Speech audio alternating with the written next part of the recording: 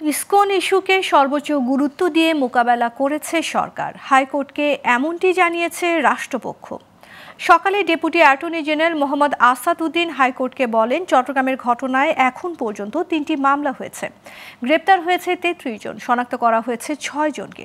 এ সময় হাইকোর্ট জানায়, এমন দ্রুত পদক্ষেপ আদালত সন্তুষ্ট, তবে এ তৎপরতা বহাল রাখতে হবে, কোনোভাবেই জানমালের ক্ষতি না হয় সেজন্য সর্বোচ্চ সতর্ক অবস্থায় থাকতে হবে। বিচারপতি ফারা মাহবুব ও বিচারপতি দেবাশিস রায় চৌধুরীর বেঞ্চে এই শুনানি হয়।